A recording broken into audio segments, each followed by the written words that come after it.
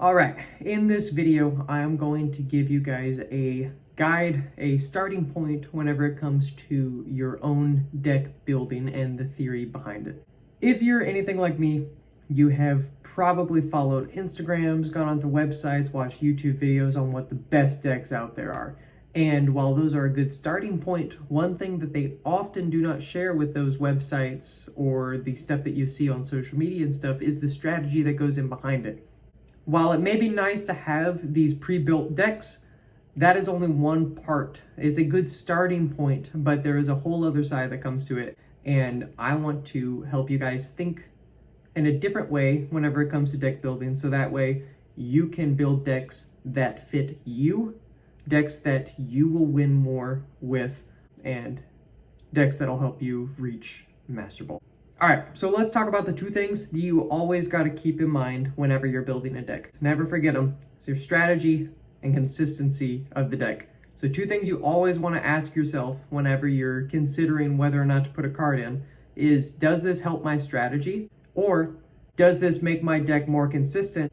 And if you can say yes to both of those, then you should put the card into your deck. If you say no to either one of them, like let's say it helps your strategy, but it makes it less consistent, I'd say keep that card out.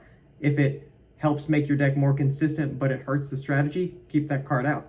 The second thing that you want to ask yourself whenever you're building a deck is, before you put any card in, is there a card that exists that does the job of this card better? So, for example, you've got Charizard and Blastoise.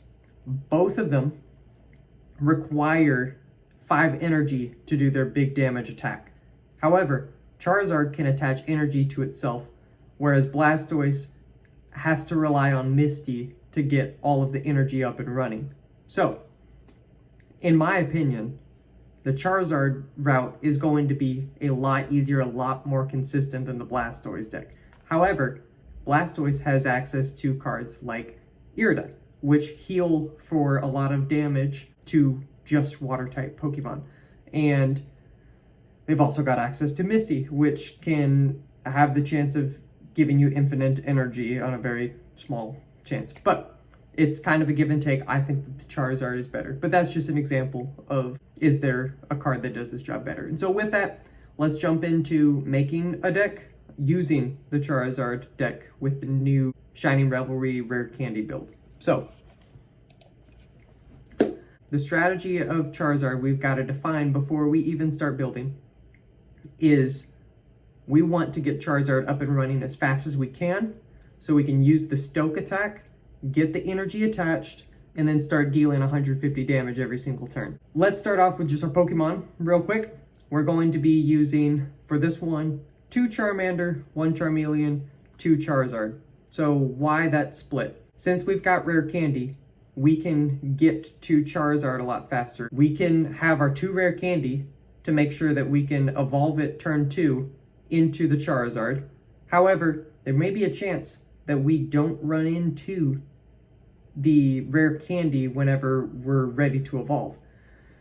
So we also include 1 Charmeleon in there just in case we don't run across any Rare Candy. Why not 2 Charmeleon? Well, because if the whole point of having Charmeleon is just a backup in case we don't have the Rare Candy, what if instead of using 2 Charmeleon, we take out one of those and replace it with an Iono? Iono can shuffle your whole hand back into your deck and let you redraw, so it's kind of a refresh. And because that's going to be super beneficial, we're going to be running 2 of those. Next up, we've got Professor's Research and Pokeball. You always run Professor's Research, 2 of them in every single deck. No question about it. Always run it.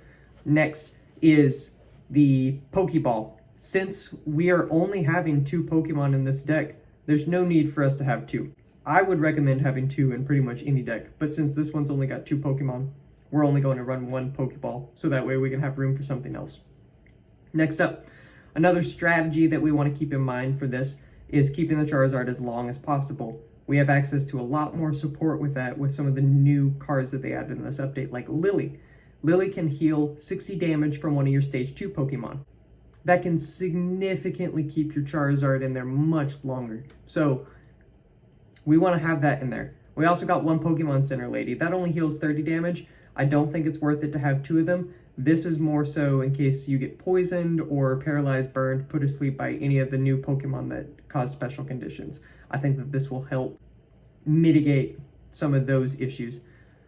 Then next up, we got 2 Giant's Cape. Those will increase the overall HP of Charizard. So if I were to attach a Giant's Cape and use a Lily in the same turn, that's giving 80 more hit points to a Charizard, which could allow it to withstand another hit and deal some more damage. And so that just leaves us now with a red card, not red card, but red the supporter. Red allows me to do 20 more damage. That could one hit a lot more of the EXs if they're in a position where I'm able to. That just kind of opens it up, allows me to deal more damage. And if I can kill an attacker quicker, that means that I can survive a little bit longer. Lastly, I've got 2 Sabrinas. So I used to run this deck with Sabrina and Cyrus. However, I was running into the issue of a lot of people using the Oricorio as a hard counter to Charizard. This Charizard deck just cannot beat an Oricorio. However, if there is somebody on the bench that they've put out, then I could use a Sabrina to switch out the Oricorio. Well, let's say I use a Sabrina, switch out the Oricorio, and I've used my 1 Sabrina, and I have a Cyrus left. I kill that guy, they put the Oricorio back out. Now there's nothing else I can do. So I've decided to switch to Sabrina just so I can actually survive against these Oricorio decks and I don't have to just instant concede whenever I see them.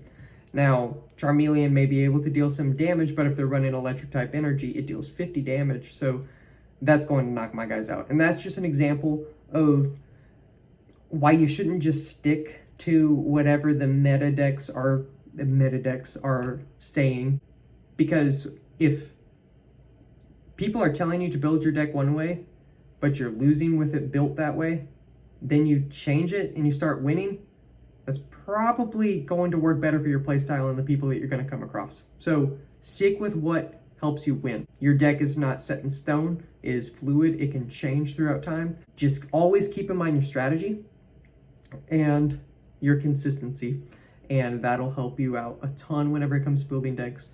I hope this helped. I hope this information was useful and applicable.